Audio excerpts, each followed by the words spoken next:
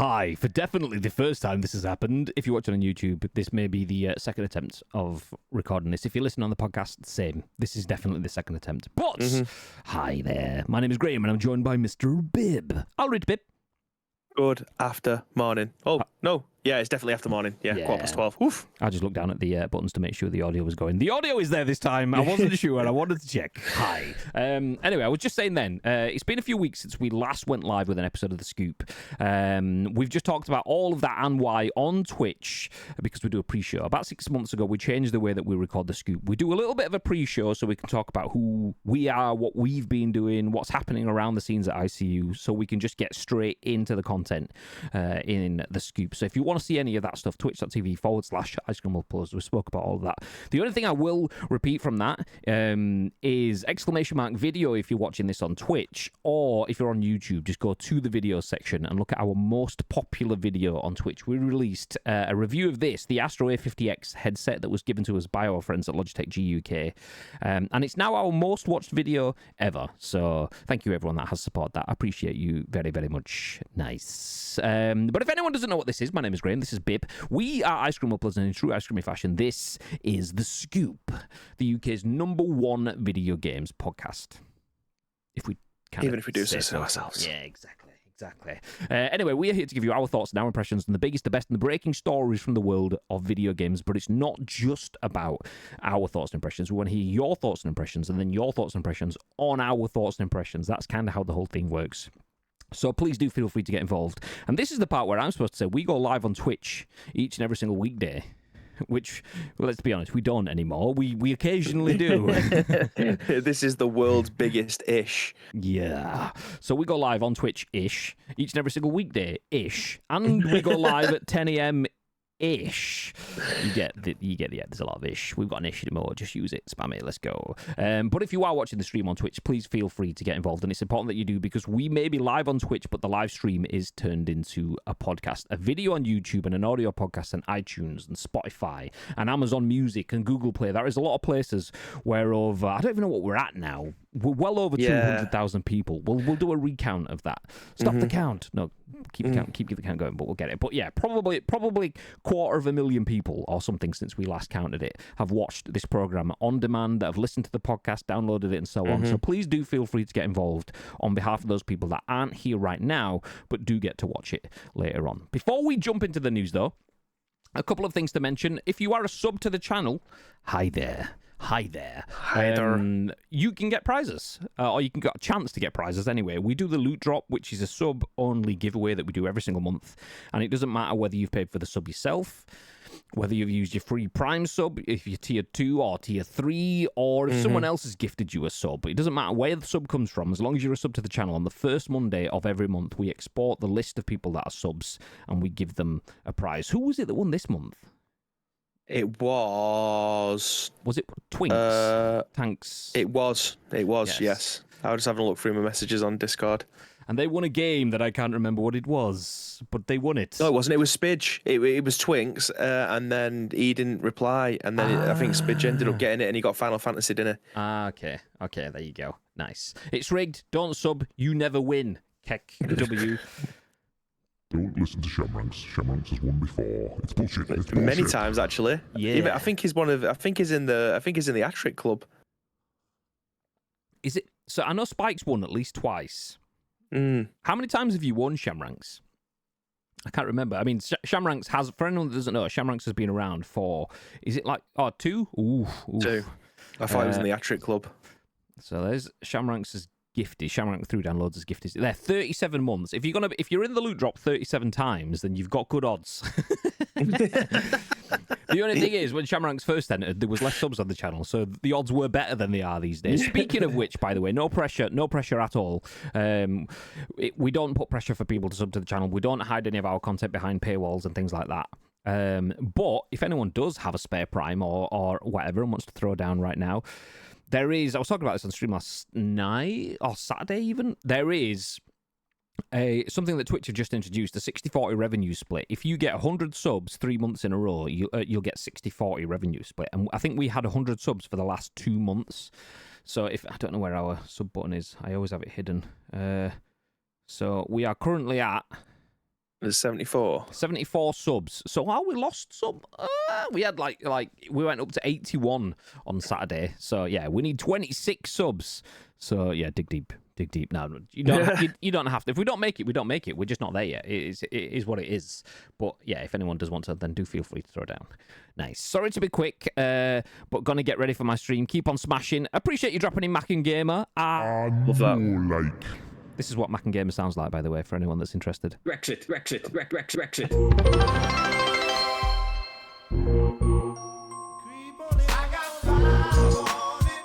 Nice. For anyone on YouTube, that bit may have been muted. I don't know, because Tito's just thrown down 5 subs, 5 gifties. Legend. To Lucky Law TV, The Real Tild, Tridenty, Gabriel, and Ashmore all getting gifted subs. Thank you very much, Tito. We appreciate that very much. Thank you so much. We're now up to 80. There you go. Easy dubs. Love to see it. Thank you very much. 80 sub points, 79 subs, 80 sub points. So I appreciate that very, very much. So yeah.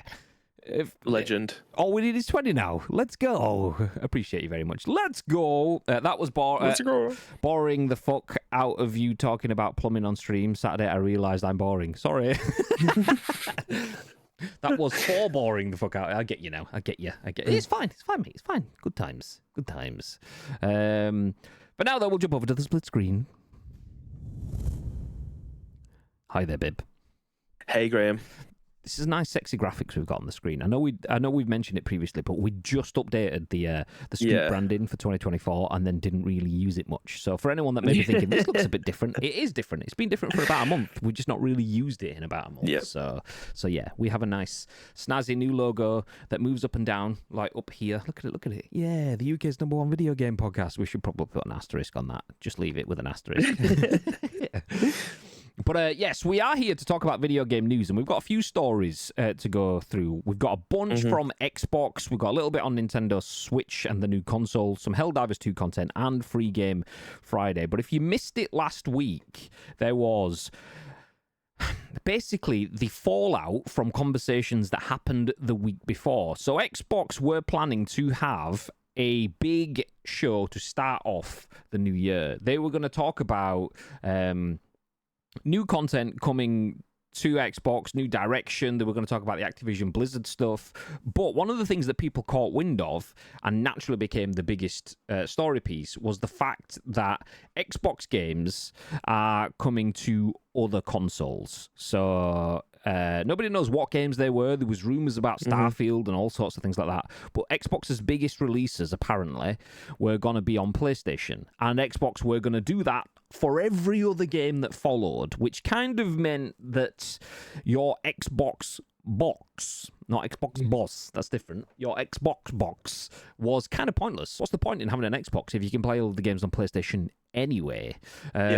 So Phil Spencer came out and said, okay, that's actually a little bit not right. I'm not going to say anything about it until next week, which was last week now, when we bring a podcast out so we can talk about all of this. I mean, that kind of instantly starts to let you know that it's not straightforward. There is something there or not, because if you can't just release a press release and tell people what it is, then you need the time to talk through it all, which is why you have something like a podcast, so you can run through all the information. But anyway, that podcast was podcasted Thursday afternoon, and there is a bunch of stories that has come off the back of that, which is what we will jump into now.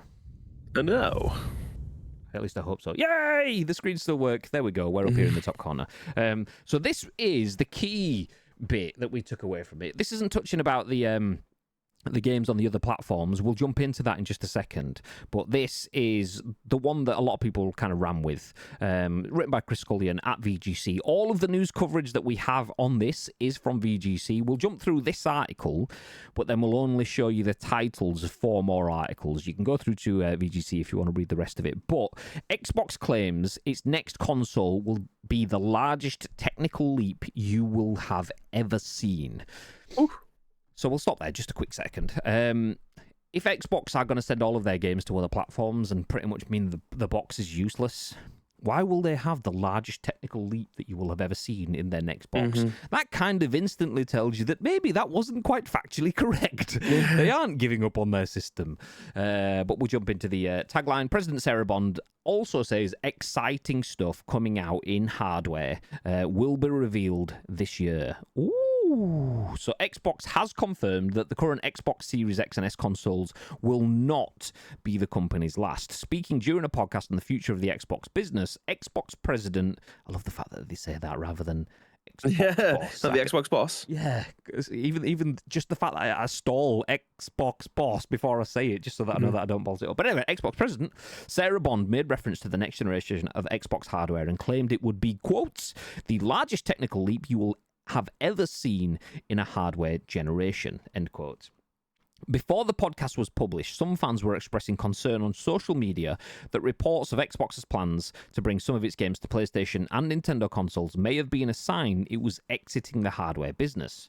Bond's comments, however, appeared to be designed to allay those fears. Quote, there's some exciting stuff coming out in hardware that we're going to share this holiday, she said. And we're also invested in the next generation roadmap. And what we're really focused on there is delivering the largest technical leap you will have ever seen in a hardware generation, which makes it better for players and better for creators and the visions that they're building, end quote. Bond explained that hardware is still a core part of the Xbox development process because the Xbox Game Studios teams can help define the specs of the next Xbox hardware, enabling them to build their games around it. Quotes, our developers can build the specs of our hardware, and we invest to make sure when they do that, the games are going to run great on our hardware, she said. But they're also going to be able to be accessed across any screen because of all the investments we make. So we're giving them an easy way to access as many players as possible. As part of its statement on the future of the Xbox business, an article on the Xbox blog states that Xbox consoles will continue to provide a flagship experience for players. I'll stop there. So, Xbox are going to leave the console business, bib. Oh, wait, actually, no, they're not. They are still here. They are still making consoles, and their plans are to bring some exciting stuff just this holiday period. So end of the year, we'll get something new and exciting coming in hardware, and then that will eventually lead to the largest technical leap that you'll ever seen in a console generation. Is that a statement of intent? Is that kind of part of the course? What you'd expect? What are you thinking? I think it's a bit soon for revisions because I think it was only last week as well. I can't remember who it was. I saw the quote going around. It was saying that the PlayStation is near the PlayStation 5 is nearing the end of its life cycle, which I find completely bizarre. But here we are. How long was the PlayStation 4 around for? Was it like 8 years? I think it was 8 years. Usually it's like 7 years for a console generation, and PS4 was like 8 to 9-ish. Obviously, it's still going now for people more than previous ones. But yeah. Yeah, so the fact that we're getting one after 4 years, I think it was 2020 that the PlayStation 5 and the Xbox Series S and X came out. I don't know. I feel it's not like a PC where you can just keep on constantly changing the parts within it. You need to completely buy a different console. Like we've obviously had revisions of the PlayStation 5 with it being the PlayStation 5 Slim. It might not necessarily be a completely different internal parts change, but externally a little bit smaller. I don't know how much it is going to change by the end of the year. Like I said, PC graphic cards and PSUs, new RAM, new CPUs, all of that stuff you can buy individually and just pop them into your PC as and when you want to be able to. They're expensive. But you can change them bit by bit if you really wanted to. Whereas obviously a console, you're paying 400-500 quid, and it's going to last you a while. I don't know what the revision is going to look like by the end of the year, but I'm hoping it's the kind of thing that I said we've probably needed for the longest time, especially when we've been able to stream games. I know not everybody has the capacity to be able to do that, but like genuinely a system that is Fire Stick-esque that has the ability to be able to stream games over the internet. Like I know this is something that's been tried and tested over the last 10 years or so with the things like OnLive, Google Stadia, but I feel like we are in an environment now where I feel like we are in an environment now where you can play games over your Fire Stick via Luna, Amazon services, So we get in there, and I hope that this kind of revision is something that we're going to be getting. That wasn't that long ago that when Phil Spencer was doing one of his press conferences, it did look like he had something of that ilk on his shelf behind him. And the people was pointing to that maybe being the case. Maybe it is going to be something like that, but I just can't see this Christmas a fully fledged console arriving on our shelves across any PlayStation or Microsoft product. Just to jump in for a couple of reasons. One, Bowser, thank you for the raid. Everyone, welcome in. We are talking about the Xbox podcast that took place last week. We're starting off talking about the Xbox future. So the worry was Xbox are making games available on other platforms. Is this the start of the end for Xbox? Are they going to give up on making consoles if they're going to put the games everywhere else and so on? And Xbox have basically said, nah, that's not the case. We will be making new consoles and so on, which is where we are. But the bit then is, I believe, and I can't remember the source, but I believe the bits that they're talking about and releasing this year, the exciting things may be some form of Xbox handheld. So the actual console release isn't going to be until like a couple of years, few years down the line. So the next generational, that big technical leap that they're talking about isn't this Christmas. But yeah, an Xbox version of a PSP. Yeah, so that was basically it. So obviously there's you've got cloud gaming devices like your PS Portal, your PS Portal, your Logitech G Cloud, there's a bunch. I mean, you can throw in Stream Decks and your ROG Allies and stuff in there, but that's slightly different bit. They're not cloud gaming devices. They are PCs, portable, and so on. But if anyone's going to make a portable PC, surely Xbox, the Microsoft company, has an opportunity to do something like that to a huge extent. So I wouldn't be surprised if they're starting to look at that sort of market, because I'm not saying it's a piece of piss to throw a handheld console together, because it's clearly not. But the amount of manufacturers that have put handheld consoles together and revised them within the last 12 months and so on. We're on to OLED Steam Decks and talks of newer ones as well already. I feel like Xbox definitely has the potential to do something there. Yeah. A portable PC. It's whether or not they think laptop. that they're going to want to, though. I feel like, I mean, look at how successful the Steam Deck has been. I don't think people expected it to be as successful. Everyone was kind of thinking, oh, here we go, PS Vita again. So the PS Vita was a bit crap. The PS Portal, mixed reviews, but the Steam Deck has done phenomenally. And I only know two people with the ROG Ally. Lake doesn't use his that much, but Paul, 2707, by the way, great guy, content creator on Twitch occasionally, loves his.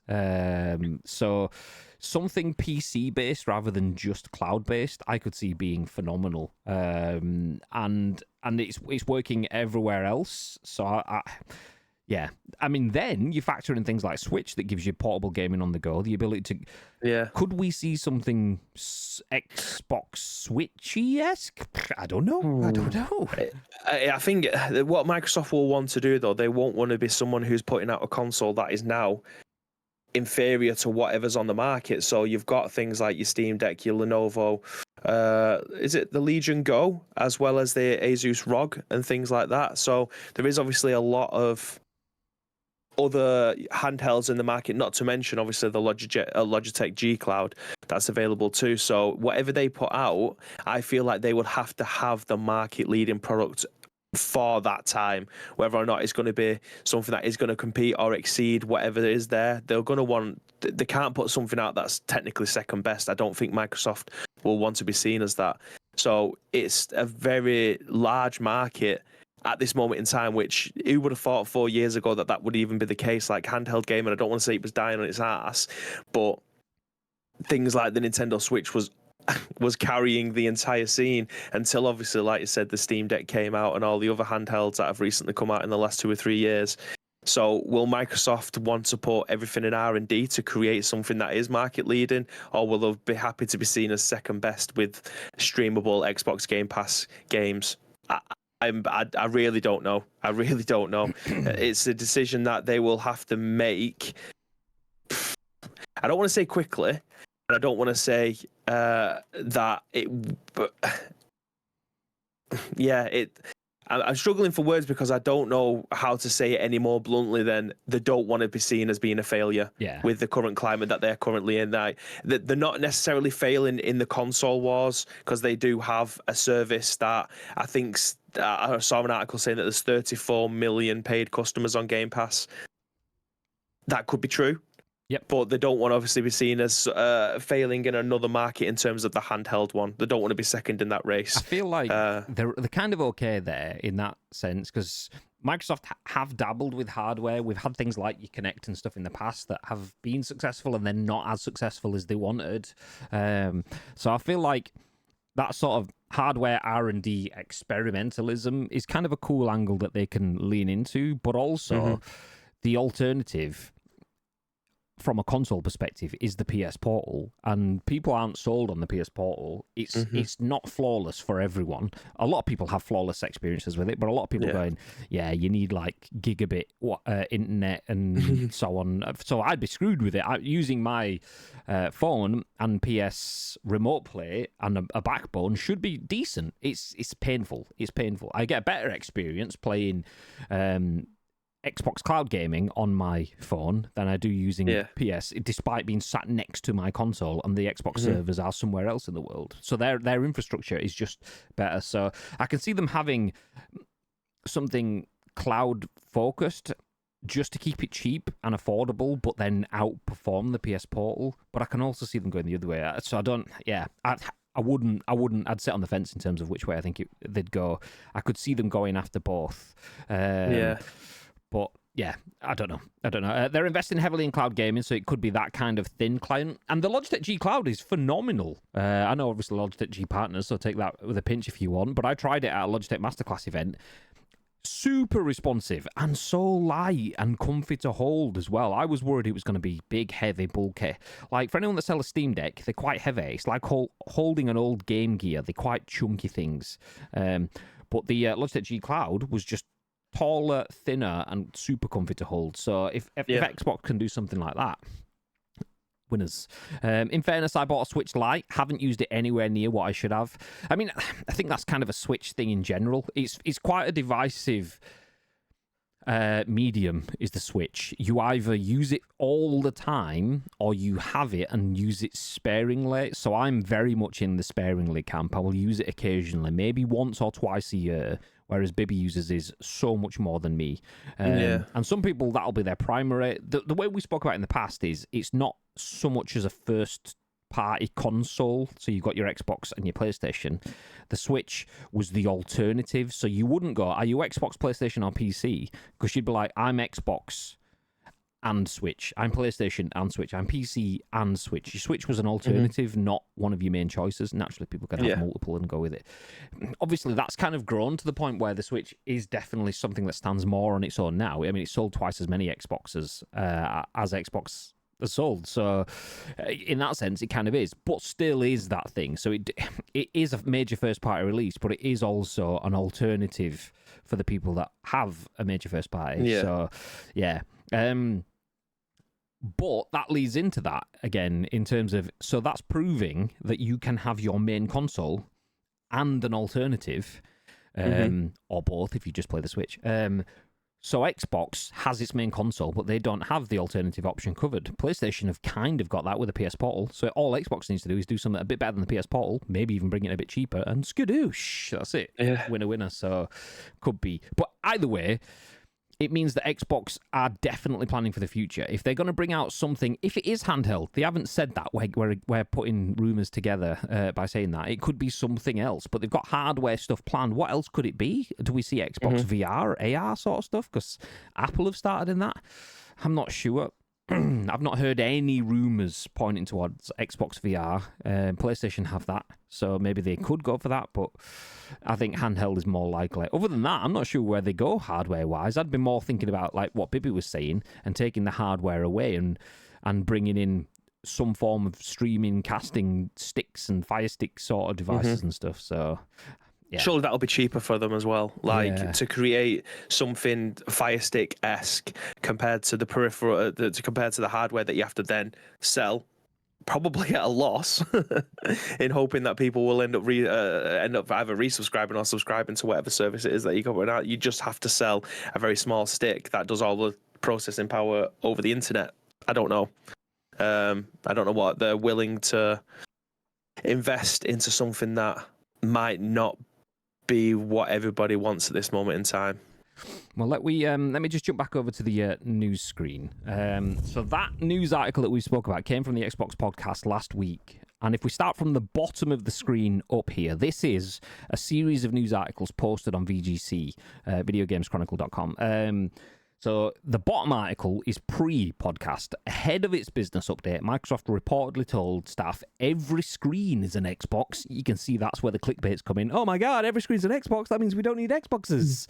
But then we start to get into the actual stuff. So 3 days ago, Xbox confirms it's bringing 4 games to rival platforms. Just to confirm, those games haven't been confirmed yet. So to confirm, there is no confirmation. We can't confirm there's a confirm, if you know what I'm saying. You get it? Nice. So Xbox is bringing 4 games to rival platforms. People instantly went, well, it's going to be Starfield then. That's Bethesda, who've worked on other platforms. They confirmed that it isn't Starfield. So naturally, probably going to be things like Hi-Fi Rush, which is in there. On that image, there's a pirate ship. So what's the other X? What's Sea of Thieves? Is that what it's called? Is that on PlayStation? No. So is that what we're looking at? Hi-Fi Rush, Sea of Thieves? So not stuff that's just come out, stuff that's a bit older and is what people often call second-party games. So a first-party game, for anyone who maybe you watch the podcast and maybe you don't know the lingo, which is very possible. And if you do, then this conversation bit's not for you because you already know it. But first-party is your people that make your consoles, your PlayStation, your Nintendo, your Microsoft. They make games for their own platforms. PlayStation makes The Last of Us, Uncharted, and so on. That's a first-party game made for the console. A third-party game is EA and Ubisoft and so on that make games for multiple consoles. And FC24 comes out on PC and Switch and Xbox and PlayStation. That's the third party. A second-party game is where you will often get studios that either always or just for individual projects, make exclusive games for one platform. So that could be, let's say, Insomniac were acquired by PlayStation. Before that, they made games for multi-platforms kind of thing, but before that, they were making games for PlayStation exclusively, but weren't owned by PlayStation. That is second-party stuff. If there is any of that sort of stuff in Xbox's catalogue, stuff that was Xbox exclusive, that's the kind of stuff that I could see more likely being opened up to other platforms. Obviously, Hi-Fi Rush is owned by Xbox Studio, I believe. I can't remember who developed it. But 4 games coming to rival platforms. It could be that, and it could be games from developers that I have acquired that used to make games for other platforms. So it'd be interesting to see where that goes. Beyond that, Xbox says its consoles will remain the flagship experience and the only place for Game Pass. Phil Spencer wants Sony and Nintendo games on Xbox, but says that he doesn't expect it. Xbox Game Pass now has 34 million fully paid subscribers, and as we've just seen, Xbox claims that its next console will be the largest technical leap you will have ever seen. That's all of the news summaries from that podcast. Is there anything in there that stands out? Yeah, quite a bit. It was literally only about 25 minutes as well, but anything out there that you want to jump on? I mean, obviously you got the thing about Phil Spencer wanting the Sony and Nintendo games on Xbox. I think it's something that's been rumored for 2 years now about potentially bringing Xbox Game Pass over to the Nintendo Switch. I just think that's their biggest asset at this moment in time, Xbox. So I don't believe that they will want to cheap it out by it being on everything. For me, that doesn't make sense. He was talking the other way around in terms of he wants, rather than Xbox Game Pass on Nintendo Switch, he wants Pokemon on Xbox. I mean, obviously. I'm about to say, if you're looking at, you know what? Bring Mario over and Zelda while you're at it. Like, obviously, anyone would like those types of games on the console because rather than it just being system sellers, it's the whole aura around Nintendo are those games. Like, you're talking about PlayStation mascots that are no longer PlayStation mascots. These will always and forever be Nintendo mascots. That's who wouldn't want them on the console. But yeah, it's the weirder things have happened. But this is one of those things that I can't see ever happening. It's a phrase that often is used negatively. I say often, it might only be used negatively. I don't really know the origins of virtue signaling. I think it is a negative phrase because you're saying the right things but not really doing anything about it. I don't necessarily mean it in that sort of like, obviously it can be used very, very negatively, but I do feel like Phil Spencer is saying the right thing. It's a PR sort of thing. So virtue signaling is often seen as something like mega negative, but it very much leans into the realities of PR. You've got to say the right things. You've got to be seen to saying the right things and so on. So yeah, of course I'd love Sony and Nintendo games on my systems. I'd love to work with other people is basically what he's saying. In reality, that's never gonna happen. I mean, he does say he doesn't expect it as well, fair dues. But that's like saying something that you will never have to be held accountable for because it's the right thing to say. It's very good PR because he's saying, yeah, of course I'd work with Nintendo. I don't ever have to be held to my word there, but yeah, I'd love to be able to do that thing. And same with PlayStation. Yeah, you can never force me to prove how I would do that, so I'm saying this because it's a proud statement. Well played, Phil. Love to see it. But I agree with everything you said there. You do watch it back, and Phil Spencer, whether it's good PR or whether he is very much in favour of a shared ecosystem from gaming, which is obviously, we've spoken about this many times before as well, it's easy to take that standpoint when you're not in first place. No, I just can't we all just get along? Willing to work with everyone versus actually working with someone is obviously two completely different things, but they're completely different statements to be made at completely different times in your business's current situation. Yeah, so I feel like I want to believe that Phil Spencer is as nice as he comes across as. Phil Spencer looks like one of and seems and has a track record esque-ish that shows that he is probably one of the best bosses of video games of all time, not just currently, of all time. And he says the right things and he delivers on the right things and he's overseen some really good platforms and so on. Obviously, some of it's questionable in terms of like we'll definitely always bring out games that Bethesda make on all platforms, but not anymore. He's not lying. He's not lying. As we said before, when he said it, it was true. But true is only true for that moment when you say it. An hour later, stuff might change, times change, reasons change, and so on. So, yeah, big fan of Phil Spencer. Big fan of what Xbox have done. I do feel it was weird for them to wait a full week to record that podcast because it was just three people sat in a room that's not dissimilar to our sort of setup. Well, it's obviously a bigger studio sort of stuff, but there wasn't. You're not looking at it thinking, that level of production is why. It's just the PR machine. They've gone through and someone's read it and someone's checked it against legal and marketing and blah, blah, blah.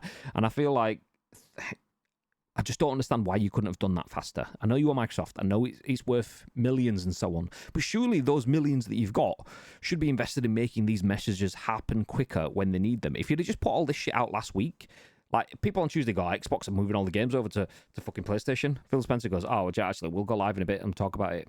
Air quotes live. And you go through with all your scripted messaging. Job's a good one. But even then, if it takes you an hour to film a 25-minute segment because you've said something that's wrong and PR people have gone, you can't say that because you've said the word PlayStation in too positive a tone. You need to say it as just neutral as fuck. So they go back and reset. Your 25-minute segment takes an hour to record. You'll edit bits out. You'll cut your best bits in. You'll cut your shit bits out. You'll throw in some gameplay over the top when you cut in bits that don't want to be seen at all and so on. It was a 22 to 23-minute program or something like that. Yeah. People to wait a week for that just seems bizarre. But even still, it was packed full of content. So if you are an Xbox player and you were worried about losing all of your games to PlayStation, that's understandable because PlayStation is just a better system where better people play better games. Fact. But your weird, small, black and green console will continue to remain for at least the foreseeable. So there you go. I'm getting very agitated here because I really need a piss. So I'm just going to dip out for a second. Yeah. Just tie a knot in it. Just tie a knot in it, mate. I sank my brew, and then I'm halfway through this, and it's just catching up with me very, very fast. Well, that's perfectly timed anyway, because we're jumping into a Nintendo Switch 2 article. So I'll read this. Fantastic. See you in a few. Wrong screen. No, I'll keep it on this one because you can't see Bibby disappearing. Nice. So Andy Robinson at VGC says, sources. Nintendo Switch 2 will now launch in 2025. Update. VGC sources suggest Nintendo's next console will arrive later than expected. This is written by Andy Robinson over at VGC. And the article says Nintendo's next console could launch later than expected in early 2025, it's claimed. That's according to Brazilian... Nice. Not Brazilian. Brazilian. Nice. Okay, that's according to Brazilian journalist Pedro Henrique Lutilipe, who claims in a new Ox do Controle, I apologize for butchering that video, that he received the information from 5 separate sources. According to the sources, they are also working on games targeting Q1 2025 to launch alongside the console itself, which has internally slipped out of a previous 2024 target.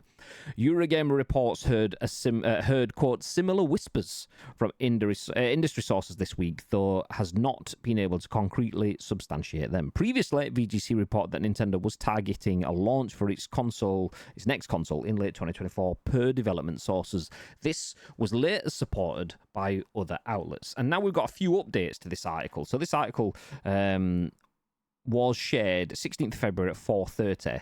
But then we get a 16th of February update at 7:20 p.m. that says, update, since publishing this story, VGC has heard from multiple sources who said Nintendo has told publishers its next console will now launch in Q1 2025. According to the sources, third-party game companies were recently briefed on an internal delay in Nintendo's next-gen launch timing from late 2024 to early the following year. One publishing source suggested that the delay was so that Nintendo could prepare stronger first-party software for the console.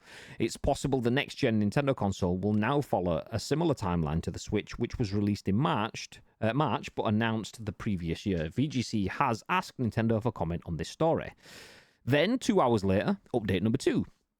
Eurogamer has now corroborated that the Switch 2 is set for a Q1 2025 release. Quote, the console's launch moving into earlier next year, but still within the coming financial year, is designed to ensure Switch 2's launch lineup features as many titles as possible. Eurogamer understands, it said. And then, less than an hour after that, update number 3. Bloomberg has now corroborated the news via its own sources. Nintendo Co., this is a quote by the way from Bloomberg, Nintendo Co. is advising game publishers that its next generation console will be delayed until the early months of 2025, according to people with knowledge of the matter, it said. Nintendo has told some publishing executives not to expect the console until March 2025 at the earliest. A Nintendo spokesperson said the company has nothing to comment on. Okay, we'll stop there. I just want to point one thing out, even though this sounds quite, everyone's saying it, all of the sources and so on. Someone somewhere has a big mouth. And someone somewhere is sharing Nintendo's details before they should be sold. Just the key thing to point out is often you don't get a lot of people with big mouths in small circles like that. So there is a very good chance that VGC and Eurogamer and Bloomberg all have the same sources. So even though there is 3 sources, that might be one person that's told all 3 sources. So bear that in mind as well. Just something to point out there. It's very likely that they're all sharing updates from the same person, but don't know each other's person is the same person. So yeah.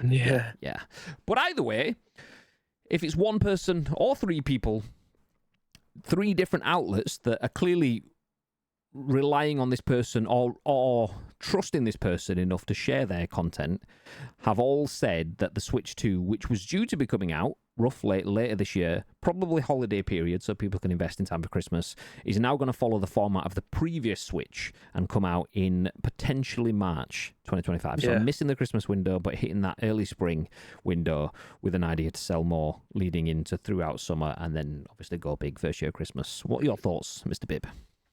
Well, it didn't hinder them bringing out the Nintendo Switch in March, did it, last time? Like, is the difference between Nintendo, PlayStation, and Microsoft and the Xbox? Are all of those is the difference between them. The fact that obviously because it is a handheld console, well, it's a hybrid console. It doesn't matter when it comes out. Like immediately, you're always thinking about the holiday period. You're always thinking about Christmas. You're always thinking about the final 3 months of a calendar year as the best position to be able to send your console out into the wild. Whereas obviously Nintendo just been like, nah, we'll just bring it out whenever we want. We don't play by the rules, and it's turned out to be an incredible success. I can pretty much say that I don't think anyone at Nintendo realized what they had on their hands, or shall we say, in their hands, when they ended up manufacturing this console, having something that's a hybrid that people potentially thought, you know what, this might not be great. We either want a home console or we want a handheld console. Essentially, you got both with this. I don't need to tell you guys who are video game nerds how to play video games or understand what the concept of this console is, but it's just been an unbelievable success for them. So whether or not this is going to take the same blueprint and we end up getting a hybrid console with the next one and they release it in March to try and capture that magic in a bottle again, I don't know. But I don't think that they need to take tips from anybody else at this moment in time about when to release a game or console and just run with whatever they're doing, because it's just hit after hit at this moment in time with Nintendo. And I say this moment in time, it has been a hit factory for the last 7 years. So who are we to judge about when they should or what they should be doing with their marketing messages? Yeah. A console that's sold probably 2 to 1 on every Xbox that's been sold over the last couple of generations. My maths could be off there. I don't know. I don't know what the numbers are, but we'll just roll with it as if it's an actual stat for now. If you add all of the Xbox Series X's and S's to the Xbox One X and S and so on, you're probably still selling 2 Nintendo Switches to 1, or there or thereabouts, because it's been that phenomenal. They can do what they want. The thing sells, so launching it in a window where it's already proven to have a good level of success works. I mean, arguably, you bring your console out at Christmas so that people can buy it, but also you start talking about your console in the summer. Yeah, that's always the case. E3 has always been that gamer celebration in June, July. Obviously, E3 is always June, but then you get the news through July. You hammer it again in August at Gamescom, and then people buy it in time for Christmas. That's it. You build 6 months of, I need this. The desire has been built. So the Ada principle. You grab their attention, you build the interest, you increase their desire for them to lead up to an action at Christmas. That's what it is. This works in that way. All it is just a couple months extra. It comes out in March. Everyone gets the attention. It grabs the attention because it's not coming out in E3 period. You're doing it in March when nothing else is coming out. I'll come back to that attention bit in just a second as well. And then throughout the summer, you get to build the interest by you talk about all this cool stuff that it does, and that's quite cool. And then you start to build the desire, because later on in the year is where the brands start to go, oh, there is a brand new PUBG coming out on Switch, lol. But there is FIFA, there is fucking Splatoon, there is an Overwatch game, there is whatever games might be released. You build the desire for people to be able to play that game on the go, and it perfectly syncs up, and there's cross-play and cross-progression, all sorts of shit, so people buy at Christmas. So in that sort of sense, it's a 9-month Ada principle, a 9-month timeline of building people up for it. But coming back to the attention bit, bringing it out in March 2025, the rumours were confirmed on Friday. After Thursday, we've just been talking about Xbox saying that there will be some exciting hardware news in the holidays. So if Xbox, let's say they are bringing out the handheld that we've already rumoured about, if they start talking about that to release in time for Christmas, does that just overshadow? Not overshadow, because I think the Switch is a big thing on its own, but does that take some of the gloss? Does it provide some form of a shadow? So Xbox have gone, okay, yeah, we're doing some shit around hardware at Christmas. Switch go, fuck it. Next day, we'll just move it to March. We weren't set on a date anyway, so we'll just move it. We'll go to March next year. We know March works for us. It happened last time. I feel like that's possible too. Xbox, if they are doing some hardware stuff, if it is handheld console stuff, Xbox need components. Xbox need like every one of the fucking transistors, motherboard, shit, fucking screens, all that sort of stuff. They don't just appear in a Switch box and go, ta-da!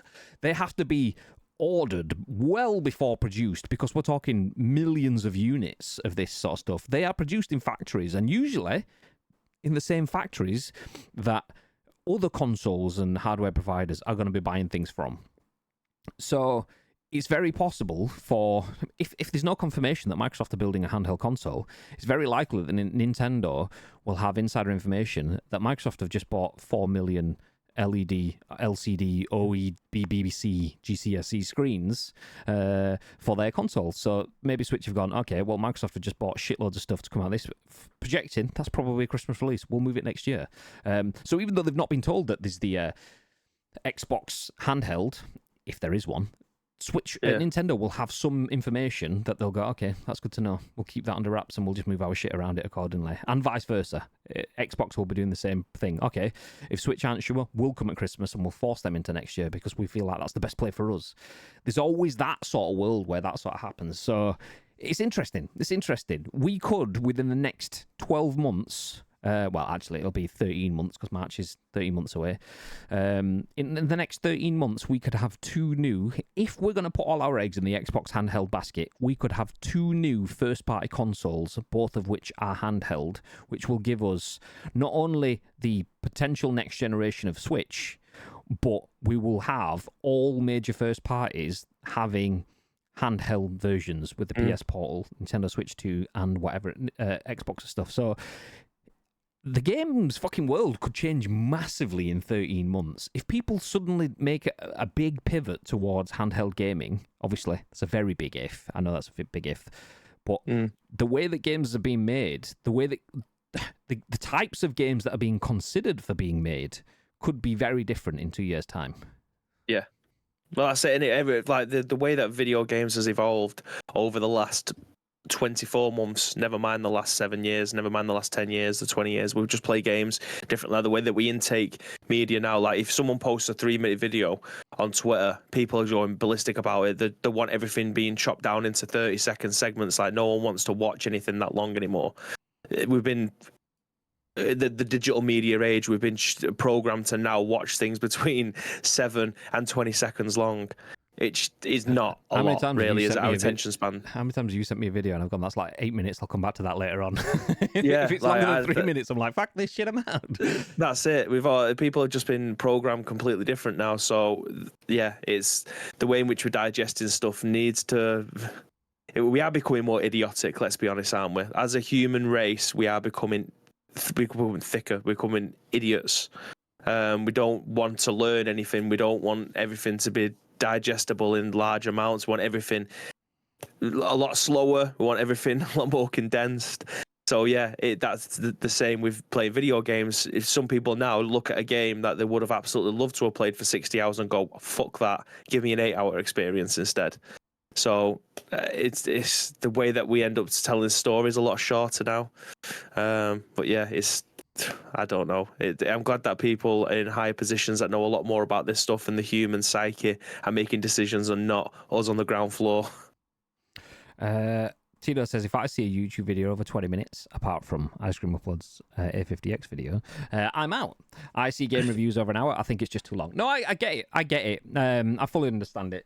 I mean, that's the reason why when we made our 20-minute video, we chaptered it because we knew that people would need to see something. And obviously, Bibby went through and put the timestamp so you can jump to each individual segment that you want, because people need that level of handheld holding. Purely from a UX perspective, we've been conditioned into a world where I'm going to tell you what you should be expecting. You will be more likely to enjoy and understand and build yourself and prepare for the content that's coming if you know what it's going to be, how long it's going to be, and how many segments and each one of them segments is going to be. So yeah, I get that. I get that. Jumping back up though through the comments, we've got Pal World, who needs Nintendo and Pokemon, says Tito. Correct. Smithy, good afternoon, mate. I was in Smithy's stream, only lurking while I was playing games, but I was in Smithy's stream last night, as well as Shamranks. Sea of Thieves on all platforms is huge, says Doom. Do you think that if Sea of Thieves comes out on all platforms, is that because Skull and Bones has come out on all platforms? Well, it came out in 2018, didn't it, Sea of Thieves? So do you think that it needs a new... I mean, it's had tons of updates since. And it's had, so it's not as if it's been left behind. I think you were just about to say it needs a new lease of life, but I feel like it's already had that, like, not in a bad way, in a good way. Like, I remember Summit was credited with reviving Sea of Thieves because he was playing it and then the game went boom. But it's done that like 4 or 5 times. It's one of those sort of like evergreen games that people can go away and come back to, even though it's 6 years old. It'll be massively fresh because there's shitloads of people that haven't played it or haven't watched it. Yeah. So you've got Skull and Bones out there, some pirate ship game, and then you've got Sea of Thieves out there, the pirate ship game. It's like, oh, well, everyone's enjoying Skull and Bones.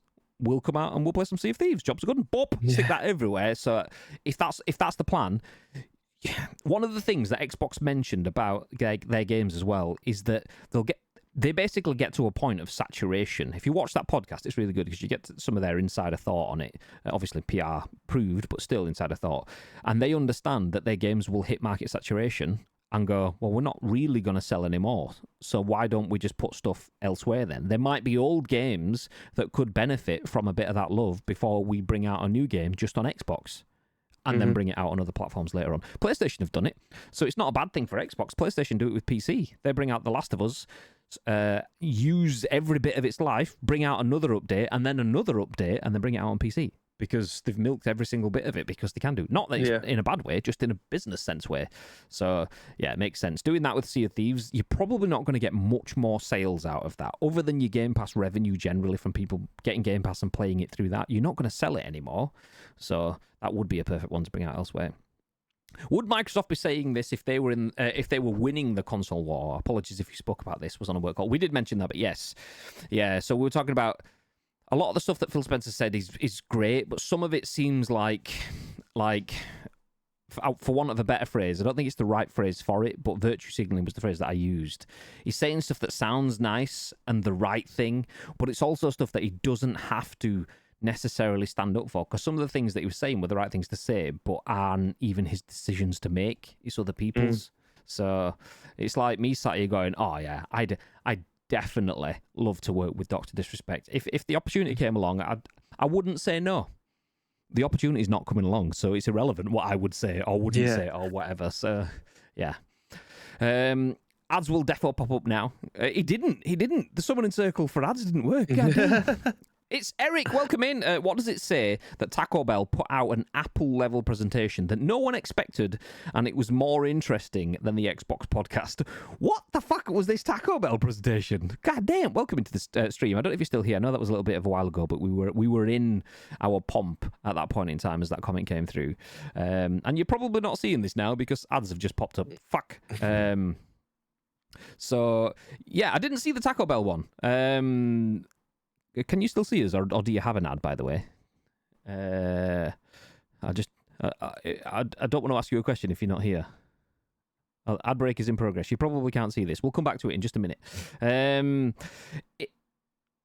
Yeah, look up the recent Taco Bell presentation. It's like an Apple presentation announcing their new menu items. A big fan of Taco Bell as well, so that'll be interesting. Yeah, give me a Crunch Wrap Supreme or whatever it was called. Whoosh! I say whatever it was called. There used to be one on Deansgate that was accessible, but then it shut down and moved further into Manchester, so I have to mooch a bit further, so I don't go there as often now. But I hope, if that's the case, you've got like whatever Taco Bell Steve Jobs is called, and he does that, and just one more thing, and then he whips out a Crunchwrap Supreme from his breast pocket of his jacket kind of thing. Pow! Yeah, let's go. But the thing is, I do feel like Xbox's presentation, its podcast was fine. I know it's not the Apple level presentation, but this was like, we're under fire, so we don't need the bells and whistles. We just need a well-lit dark room, so everything is out of focus that doesn't need to be in focus, just the people front and center, straight to mic, talking heads. Nothing is mistaken, nothing is misrepresented. We're not looking like showy and flashy because people are pissed off at the moment. So in that sort of sense, I feel like the Xbox podcast was everything it needed to be. So I wouldn't criticize them on their presentation. I just feel like, as we mentioned it a bit before, probably just before you jumped in, is that level of presentation didn't need 8 days to produce, 9 days to produce. We could do that in an afternoon. I know we don't have the shareholders and the potential financial implications for saying the wrong thing at the wrong time and so on, but people were saying the wrong thing already publicly, there was hundreds of thousands of comments about Xbox being, it's dead, mate, give up, sell your Xbox. I was genuinely seeing, I'll use the phrase Xbots, nice, good old, I was seeing Xbots on Twitter going, that's it, the console's dead, I'm going to sell it, I give up on gaming now. And it's like, first of all, there is other consoles, and second of all, how old are you? It's not you've just been dumped, mate. What the fuck? So yeah. I'm from NYC. Hey. Great place. Was there not too long ago. Well, it was fucking ages ago now. It was back in June, but yeah, welcome in. I do TV/radio in the US. Ooh, doing what? I'm adding you guys to my list. Enjoy your show. Thank you very much. We appreciate that. We are from Manchester, UK, and we work in video games. So we do a Scoop, which is our podcast where we talk about the stuff that we kind of work in and around. So hi, welcome in. Okay, we're gonna have to start moving things on though. We are way over time-ish. Oh no, we're not. We're probably about an hour now. Once we've took the pre-show off. So yeah. We'll jump into our last couple of stories. These ones do get a bit shorter, though, so yeah. Next bit of news. Helldivers 2. This is written by Vikki Blake over at Eurogamer, but it says Helldivers 2 has capped concurrent players to, quote, improve server stability. Tagline, our team is working around the clock to solve these issues. So Helldivers 2 developer Arrowhead says it has had to cap concurrent players to around 450,000 to, quote, further improve server stability. My God, I can't quote at all today. My mouth is just not working. So in a message posted to the game's Discord community, the team said it was working around the clock to solve the issue, and whilst it's been able to mitigate some of the causes, it was still struggling to keep up with the scaling that is needed. I'm going to hit play on the PC features trailer whilst we read the next little bit. Earlier tonight, we had server-related issues with a concurrent player spike, the team said. This led to some mission payouts failing, some players being kicked to their ships or being logged out. Our team is working around the clock to solve these issues. While we've been able to mitigate some of the causes, we are still struggling to keep up with the scaling that is needed to accommodate all our Helldivers. Therefore, we've had to cap our concurrent players to around 450,000 to further improve server stability, the team added. We will continue to work with our partners to get the ceiling raised. If you have progression-related issues, please restart the game in order for things to sync back up. Thank you for your continued patience, end quote. The news follows yesterday's statement from Arrowhead that apologised for ongoing server capacity issues, following a pledge to give all players a 50% XP and requisition bonus to compensate for a problem, in quotes, that was giving out incorrect rewards at the end of missions. Helldiver 2's concurrent Steam count continued to tick up yesterday, which has, in turn, had a significant impact on server stability. Helldivers 2 is now PlayStation's biggest Steam launch, clocking up over almost 300,000 concurrent users on PC this weekend. Until this point, Sony Santa Monica's God of War reboot held the record with 73,529. So it's gone from 73 to 300,000. God damn. Which is good things, really. I mean, if you think of it, like, Helldivers, would you have predicted this would have been PlayStation's success story for Breakout Games? The fact that they're having to cap players at 450,000 means that they have 500,000 concurrent players, like, which is big news for a game. I mean, I knew very little apart from the title of Helldivers 1 and knew probably just as much about Helldivers 2.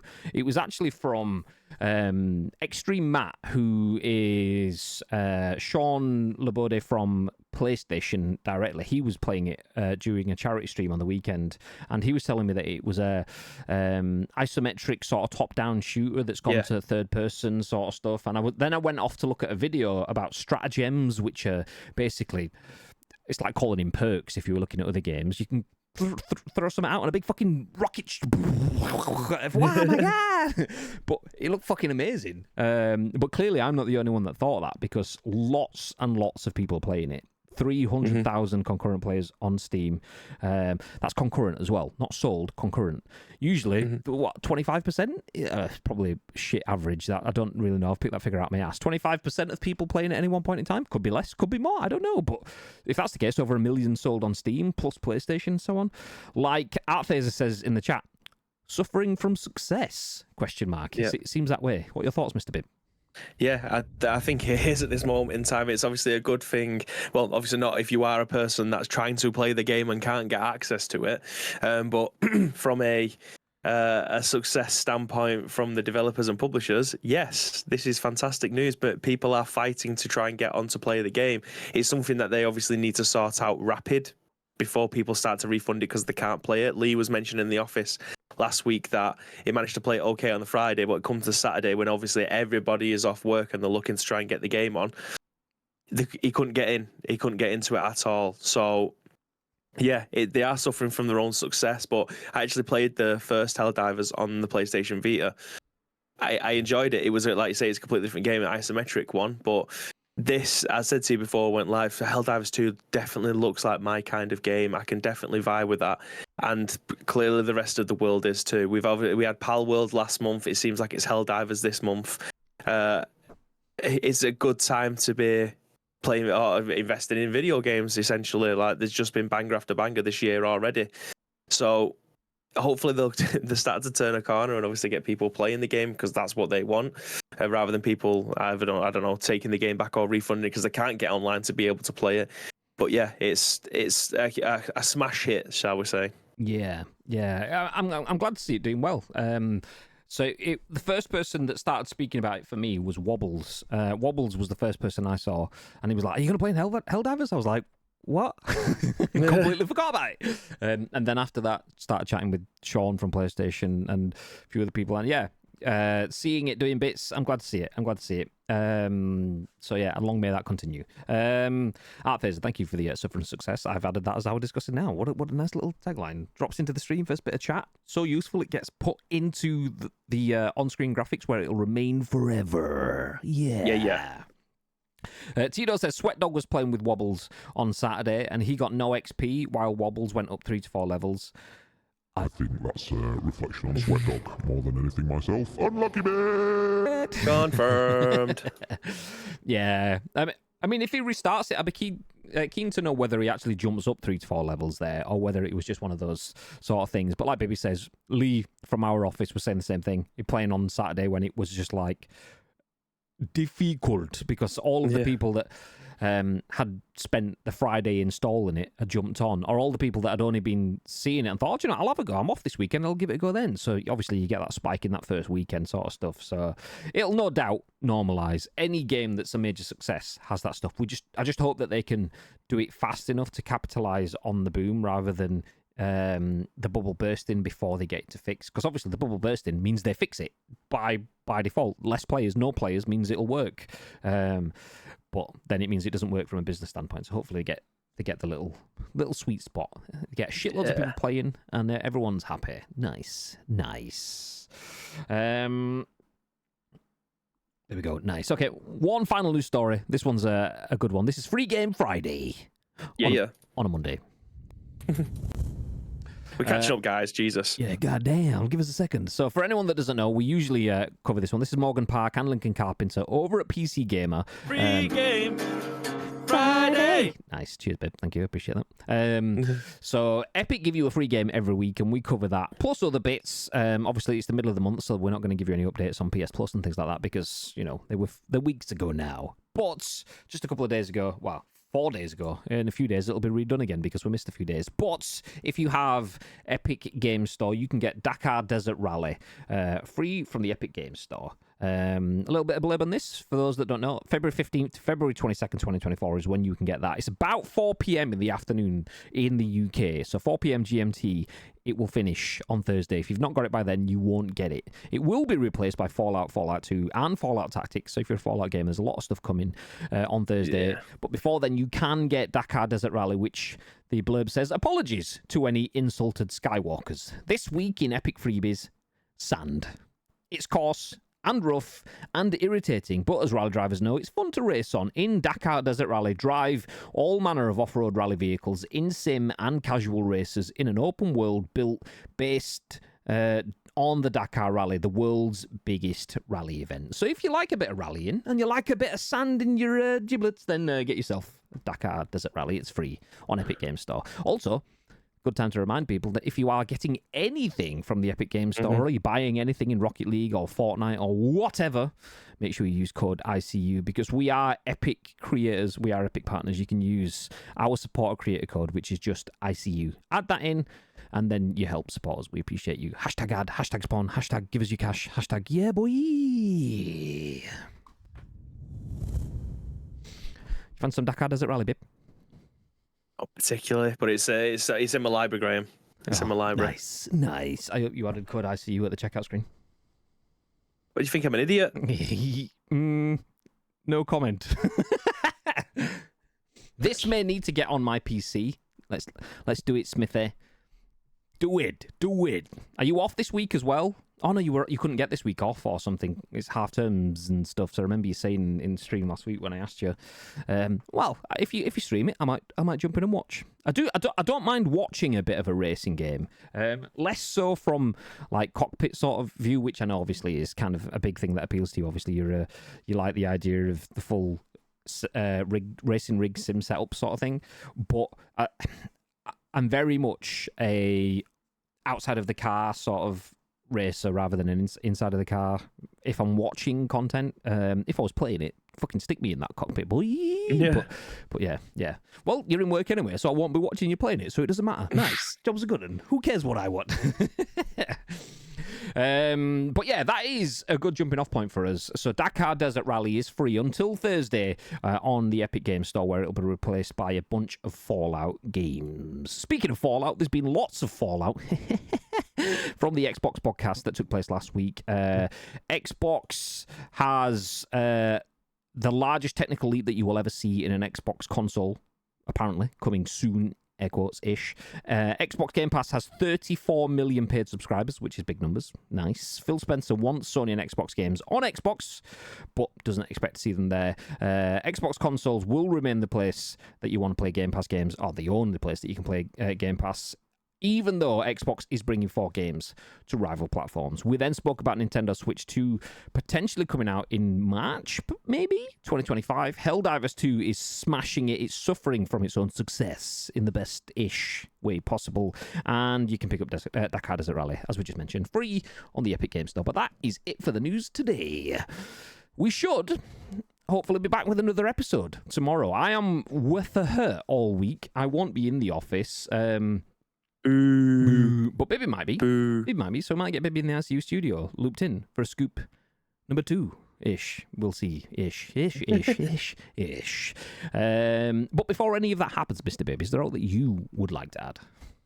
God, here we go. This has been a while since I've gone through this, but thank you very much, ladies and gentlemen, for joining us for today's episode of The Scoop. 1 down, potentially 4 more left to go. So if you want to help shape any of those shows, there's 2 ways you can do so. First of all, find us on social media. It is at Ice Cream Uploads across all major social media platforms, or alternatively, get involved with our Discord. If you're watching this on any of our on-demand services, go into the description below. All the links that you require will be listed there, but all we need from you is a URL plus your thoughts and opinions. We will then give you our thoughts and opinions on the very next show, which could potentially be at what time tomorrow? Instagram Day. No idea, mate. But 10 a.m. probably ish. 10 a.m. Absolutely not. Let's go. Yeah. 10 a.m. ish potentially tomorrow. But the best thing to do is just drop a follow on the channel. You will get notified whenever we go live. For now, stick around as we're going to drop a raid on one of our friends. And I'm just looking at the list. I'm seeing obviously we got big old friends of the channel like Nacho, who's rolling in 3 figures almost kind of thing here. So I was thinking, let's try help someone a little bit further down the list. And I'm feeling like, so for anyone who doesn't know, there's a friend of the channel called Molo87 who is currently playing Suicide Squad Kill the Justice League. He has 2 viewers at the moment. Big fan of him playing like shooters like Warzone or Ark or things like that, but he's been doing a lot of WWE sort of content. So he reacted to the WrestleMania trailer that went out last week, which was a really good video. So we could either drop in on him, or there's the phenomenal one who's a member of the Nerd Council also friends of ICU. He is, even though he's in just chatting, he's actually playing Fortnite, and I know Bibby was playing that yesterday. So, what are your thoughts, Mr. Bib? Fortnite for the Phenomenal One, or Molo for Suicide Squad? Do you know what? We'll go Molo. We'll go Molo. Yeah, we'll do that. We'll do that. Stick around for the raid. We'll throw out the end slate, and you will be taken over without even having to leave your seat. How nice is that? Until next time, though, have yourselves a beautiful week. Hopefully, we'll see you tomorrow. Until then, stay frosty. Stay frosty.